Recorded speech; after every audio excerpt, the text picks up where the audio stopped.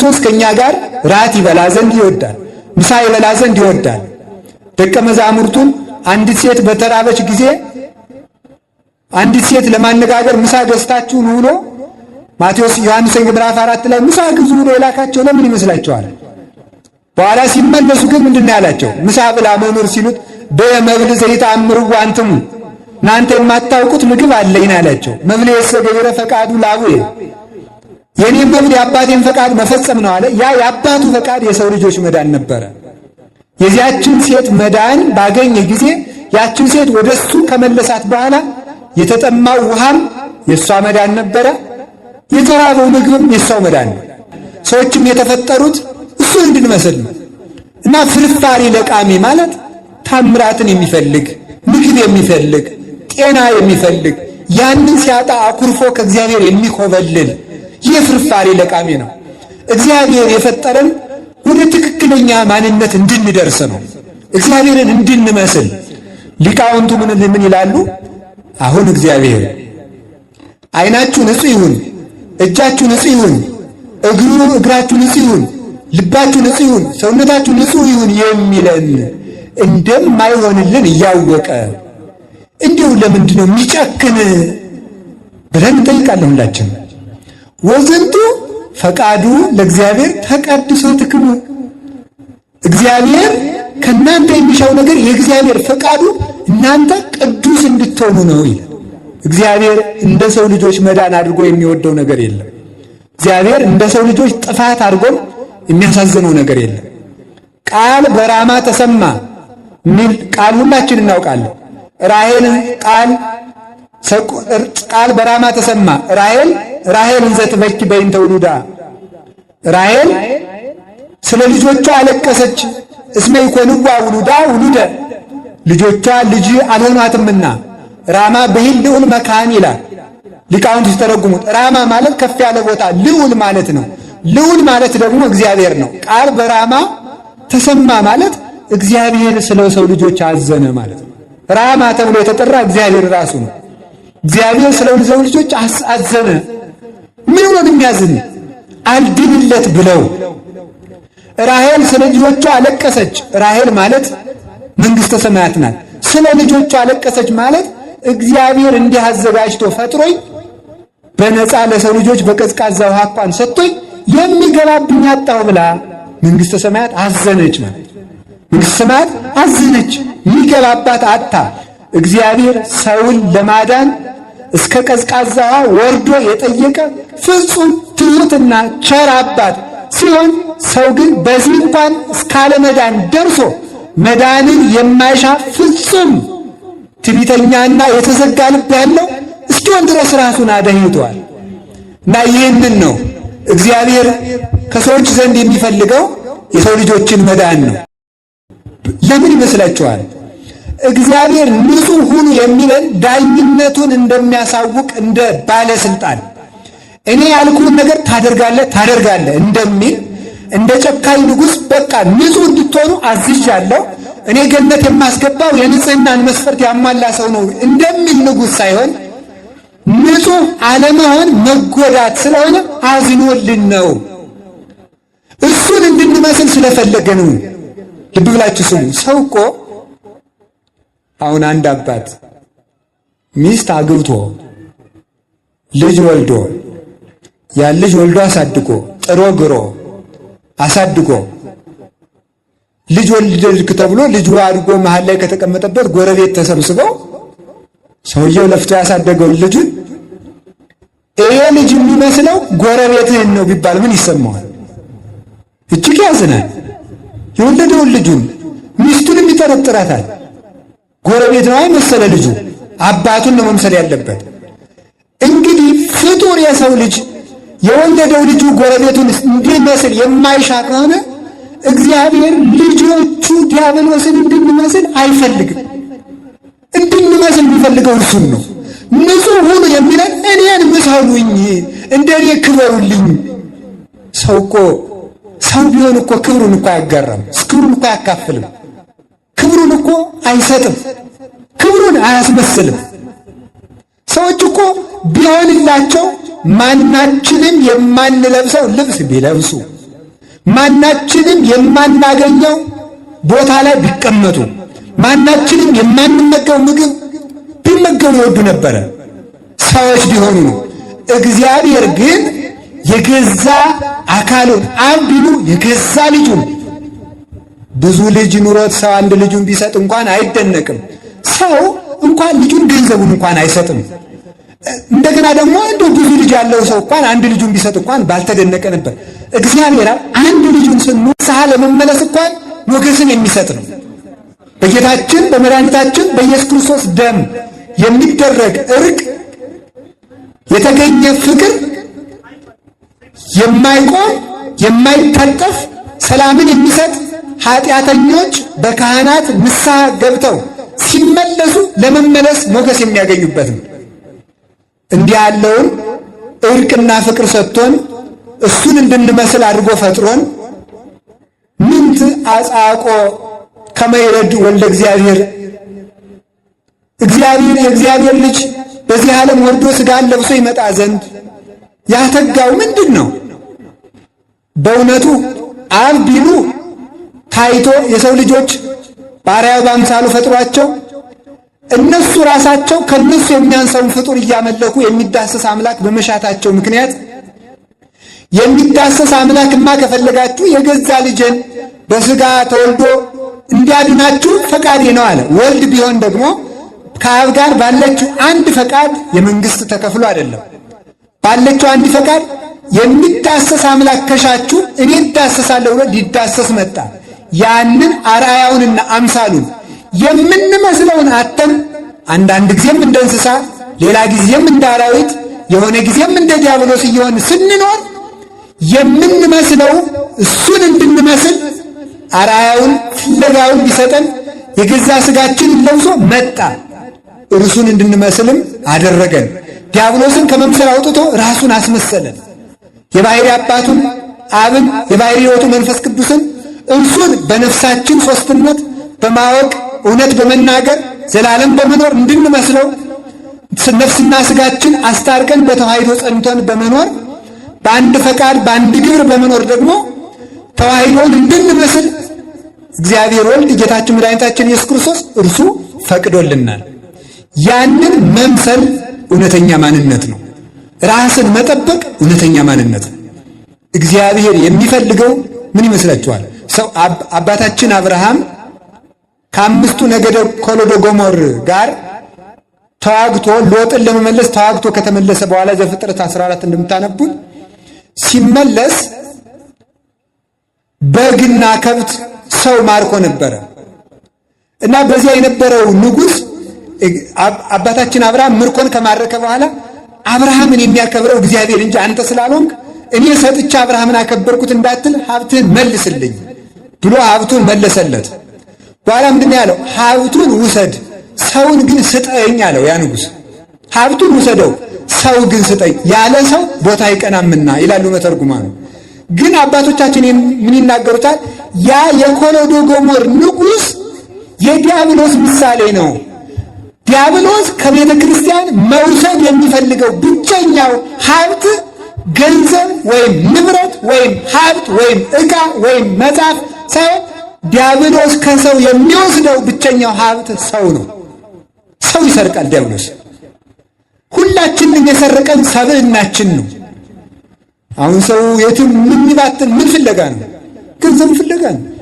በየጠንቋዩ ደብተራ የእመቤታችን ስም ነበር፣ ሰዎች ወስደው እየተጠሩበት ነው። ደብተራ ማለት ድንኳን ማለት ነው። የእመቤታችን ደብተራ ፍጽምት ዘጳውሊ ወማይደሩ በጽድቅ ዘገብራ ካህሊ ዳዊት አቡሃ ዘወልዳ ወአሊ በመሰንቆሁ እንዘ ይሃሊ ፈለሰት እምዘይበሊ ሀበ ዘይበሊ ይላል ቅዱስ ያሬድ። ደብተራ ፍጽምት ዘጳውሊ ፍጽምት ድንኳን ቅዱስ ጳውሎስ የሰው እጅ ያልሰራት ደብተራ ድንኳን ብሎ የሰራት ወደብተራ ስም ብሎ ቅዱስ እስጢፋኖስ ያስተማራት የሐዋርያት ሥራ ምዕራፍ 7 ቅዱስ ጳውሎስ ዕብራውያን 9:12 ላይ ያስተማራት ደብተራ እመቤታችን ናት። ሰው ግን በየጠንቋዩ የሚዞረው ምን ፍለጋ ነው? ጤና ፍለጋ፣ ሀብቴ እየተበተበነብኝ ገንዘብ ያበረክትልኝ ብሎ እንደዚህ ነው የሚለው። ጸበል ሄዶ ሰው የሚፈልገው ምንድን ነው? የሕግ ገንዘብ አልበረክት ብሎ ጤናዬ እንዲህ ብሎብኝ ልጆች አልታዘዝ ብሎ ራሱን ፍለጋ ወጥቶ የሚያውቅ ሰው አይቻለውም። ሰው ተስሎ የሚያውቀው ለሀብቱ ለንብረቱ እንጂ እኔ ጠፍቻለሁና የተገኘው እንደሆነ ጥላ አመጣለሁ ብሎ ተስሎ የሚያውቅ ሰው የለም። ዲያብሎስ ከቤተ ክርስቲያን የዘረፈን ትልቁ ንብረታችን ሰው ነው። ሰውን ስለዘረፈን ዲያብሎስ የዘረፋቸው ሰዎች ደግሞ ቤተ ክርስቲያን ይዘርፋሉ። ማንነታቸውን የሰረቃቸው እነዚህ ሰዎች ምን አይነት ሰዎች ናቸው? መጀመሪያ ራሳቸውን ይሰርቃሉ። ራሳቸውን ማንነታቸውን ሰልቦ ለማይረባ አእምሮ ተላልፈው እንዲሰጡ ያደርጋቸዋል። ራሳቸውን ከሰለባቸው በኋላ የሚያደርጋቸዋል ቃሉን እንዲሰርቁ ያደርጋቸዋል። ቃሉን ከሰረቁ በኋላ በሰረቁት ቃል ሕዝብ ከቤተ ክርስቲያን ይዘርፋሉ ማለት ነው። ዘራፊ ማለት ይሄ ነው። እለ ይሰርቁ ቃሌ ቀበሮ የተባሉት እነዚህ ናቸው ማለት ነው። እና ሰውነታችን መድኃኔ ዓለም ራሳችንን ከማሰረቅ ይጠብቀን፣ ሰው ለመሆን ያብቃን። የተፈጠርንበት ዓላማ በጣም ጎስቁለን በእውነት እኛ የእግዚአብሔር ሙሽሮች ነን። መምህራን አጭታዎች ናቸው። ሙሽራችን ኢየሱስ ክርስቶስ ነው። የሁላችንም ሙሽራ መድኃኔ ዓለም ነው። ባል እንኳን በሚስቱ ላይ ውሽማ ሲጨመርበት አይወድም። ክርስቶስ በደሙ ነው ያጨን፣ ዋጋ ከፍሏል። እያንዳንዳችን አካላችንን የዲያብሎስ ውሽማ አድርገነዋል፣ ሽጠነዋል። ሰውነታችን በክርስቶስ ደም ተገዝታችኋልና የራሳችሁ አይደላችሁም ነው ያለን ቅዱስ ጳውሎስ ሲናገር። ያንን ማንነት ነው ለእግዚአብሔር ጉዳዩ ታውቃላችሁ። ጸናጽል፣ ቀበሮ፣ መቋሚያ አይደለም። ለእግዚአብሔር ጉዳዩ ሰው ነው። እንደ ጭልፊት ደግሞ ቃሌን ጨልፋችሁ እንዳትወስዱት። እኔ ጸናጽልና መቋሚያ አያስፈልግም አላልኩ። ግን ጸናጽልና መቋሚያ ሰው ጸናጽልና መቋሚያ እንዲሆን አርአያ ናቸው። ታውቃላችሁ አይደል? ታቦት የተሰራው ለምን ይመስላችኋል? ሰው ታቦት መሆን ስላቆመ ነው። ታውቃላችሁ? ሰው ታቦት መሆን አቆመ። እስከ ሙሴ ድረስ ታቦት አልነበረም። ለምን? እስከዚያ ድረስ ሰዎቹ ራሳቸው ታቦት ነበሩ። እዚያ በኋላ ሰው ወርዶ ዝቅ አለ። ወበከመ ይጻፍ መጽሐፍ በቀለም ከማሁ ይጻፍ ልቡናነ በመንፈስ ቅዱስ። መጽሐፍ በቀለም ይጻፋል፣ የሰው ልብ በመንፈስ ቅዱስ ይጻፋል። ያንን አጣ ነው። ስለዚህ መጻሕፍትን ተግተን ለፍተን ጥረን ግረን ከእንቅልፍ ጋር ተዋግተን በብራና አንብበን የምናጠና ችግረኞች ሆን፣ ምንደኞች ሆን፣ ምንዱባን የተቸገርን ሆን። የታቦት ዋና ዓላማ ምንድን ነው? ሰውን ቀድሶ ወደ እግዚአብሔር ማደሪያነት ማብቃት ነው። የመጽሐፍ ዓላማ ምንድን ነው? ሰውን የእግዚአብሔር መጽሐፍ ማድረግ ነው። የመዝሙር መሳሪያዎች ዓላማቸው ምንድን ነው? ሰውን የእግዚአብሔር መሳሪያ ማድረግ ነው። ከእግዚአብሔር ጋር ማድረስ ነው። በፍጥረታት ውበት የፈጣሪ ውበት ይታወቃል። ስለዚህ እግዚአብሔር እንድንደርስ የተሰራ ነው እና እግዚአብሔር በዚህ በመዝሙር 150 ላይ ያስቀመጠልን ሁላችሁም ለነገሩ ለሰነፍ አንድ ጸሎት መንገድ ሌላውን ማስተው ነው። ሰው እየዞረ ምን ይላል መሰላችሁ? አሁን የእንቅልፍ ጸሎት ምንድን ነው ይላል። መዝሙር እንትን ሲርብ የሚጸለይ ዳዊት ምንድን ነው እንትን ይላል። ሲፈራ ያዋጣ ነው የሚኖረው ሰው ያዋጣ ኃጢአቱንም ጽድቁንም ያዋጣ ስለሚኖር ይሄ ዝም ብሎ ትልክምክም ነው። ክርስቶስ ይወዳል። እስቲ ክርስቶስ በሉላችሁ ይከረትሳል። ይሄ እንትኑ ከንቱና ከመልካም ሚካኤል የናውጥተ ከመንትና እንትን ዝም ብለን ሁሉን አጸልይም እንዴ? እንደዚያ ሳይሆን ሙሉን መጸለይ፣ የቅዱሳንን መልክም በየወራቸው መጸለይ። የተውጣጣ እንደ አስማት ማጠራቀም ይወዳል ሰው። አሁን መዝሙር 150 ጸልዩልን ብዬ ኋላ ይህችን ብቻ እየጸለያችሁ ሌላውን እንዳተውት ፈርቼ ልተው ብዬ ስለነገርኳችሁ ለነገራችሁ ነው። ግን መዝሙር 150 ቢያንስ ሰው ሌላ ባይጸልይ እንኳን መዝሙር 150ን ሳይጸልይ መዋል የለበትም። የሰውነት ማጠቃለያ ነው ይሄ። ሰውነታችን የተገለጠበት የተጻፈበት። እሺ ምን እንደሆነ ባጭሩ ነግሬያችሁ ልጨርስ። ሰብሕዎ ለእግዚአብሔር በቅዱሳኑ፣ እግዚአብሔርን በቅዱሳኑ አመስግኑት። እስኪ በሉላችሁም እግዚአብሔርን በምን አመስግኑት? በቅዱሳኑ አመስግኑት። እግዚአብሔርን በቅዱሳኑ አመስግኑት የሚለው አንደኛው እግዚአብሔር በቅዱሳን ይመሰገናል ነው። ቅዱስ በሆነ ነገር ላይ ይመሰገናል።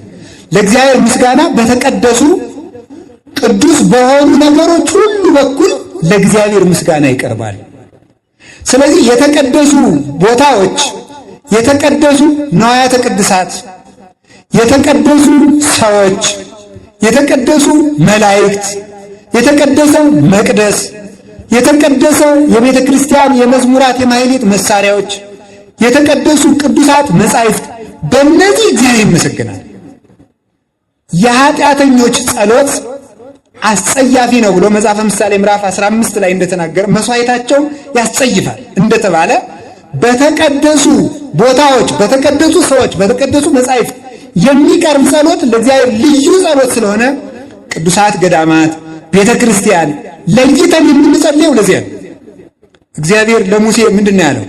እኔ ተራራውን ለመቀደስ በተራራው ስለማልፍ ተራራው ንጹሕ ይሁን፣ በልተህ ካንተ የሚወጣውን እንኳን ጉድጓድ ቆፍረህ ቅበረው ነው። ሰው ገዳም ሲገባ መጀመሪያ ይገርማቸዋል። ገዳም ሲገባ ወደ ገዳም አባል ለመሆን መጀመሪያ ሲገባ መጀመሪያ የሚነገረው እግዚአብሔርን ማምለክ ሃይማኖት ነው። ከዚያ ጸሎት፣ ጾም፣ ስግደት ከተነገረ በኋላ ከዚህ ቀጥሎ የሚነገረው የሽንት ቤት አጠቃቀም ነው። ይህ ይነገረዋል። በየሜዳው መጸዳዳት ኃጢአት ነው ተብሎ ነው የሚነገረው። መጽሐፍ ቅዱሳዊ ነው። ለምን ሲባል የእግዚአብሔር ተራራ ነው። የእግዚአብሔር ተራራ ነው። እግዚአብሔር በዚያ ተራራውን ለመባረክ ይመጣል። ለዚህ ሁሉ ምራቅ እንኳን ገዳም ውስጥ እትፍ አይባልም። እንደ አዲስ አበባ ሰው አይደለም። የአዲስ አበባ ሰው ገዳም የሚሄድ ሊዝናና አይደለም እና ፎጣ ሊገዛ ነው።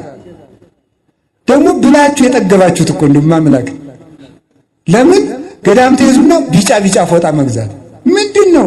ሚስትም አይቅርብኝ ፎጣም አይቅርብኝ ማለት ነጫችሁን አትረፉም አርፋችሁ ቢጫ መልበስ እንዲህ ይገርማል እኮ እንደው አሁን ደግሞ ቄሱም ዲያቆኑም ቢጫ እየለበሰ መስበክ ጀምሯል። ለምንድን እንደዚህ የምታደርጉ? ወይ መንኩሱ እስቲ ሞክሯል። ያን ቀኒቱን የመነኩሴ መከራ እንኳን ፈጽሞ በእውነቱ የሚያውቀው መድኃኔዓለም ብቻ ነው። በከተማም ሊኖር ይችላል፣ በገጠርም ሊኖር ይችላል። የመነኩሴን መከራ የሚያውቀው እግዚአብሔር ብቻ ነው። ስለዚህ ሁሉም አይቅርብ መስፈን፣ ዕቃ መግዛት። ገዳማት ነው ሰው ዕቃ ሊገዛ ነው የሚሄደው። እንደገባ ከገዳሙ ቅጥር ግቢ እንደገባ ዕቃ መግዛትና ፎቶ መነሳት ነው የሚጀምረው። አቡነ ዘበሰማያት አይደግሙም። ከቤቱ እንዴ ፎቶ እዚህ ስንት ፎቶ ቤት አለ፣ እዚህ አትነሱ፣ እዚያም ፎቶ እዚህም ፎቶ። ህይወታችሁ ራሱ እኮ ፎቶ እኮ ነው። ሌላ ምን አለው? ምን አለች? ራስን በራስ ማየት እኮ ነው። ራሱን ሰው በእውነቱ ራሱን እኮ አሁን እንዴት ያለ ጣዖት አድርጎ እያመለከው እንደሆነ ተመልከቱት። የራሱን ፎቶ ሲያይ ሲከፋው ማንሳት፣ ደስ ሲለው ማንሳት፣ ሲያለቅስም ማንሳት፣ ተጋድሞ ማንሳት፣ ተጎልቶ ማንሳት። እንዲሁ ሰው ምን ምስኪን ነው እናንተ! እንዲሁ ይገርማቸዋል እኮ። እና በተቀደሱ ቦታዎች የምንሄደው እግዚአብሔር በተቀደሱ ቦታዎች ምስጋናን ስለሚቀበል በየቦታው እኮ እግዚአብሔር እኮ ለምንድን ነው ደብረ ታቦር ላይ ብርሃነ መለኮቱን ያልገለጠው? በኢየሩሳሌም ከተማ ወይም በፍልስጤም ከተማ ወይም ፈሪሳውያን በተሰበሰቡበት አይገልጥም።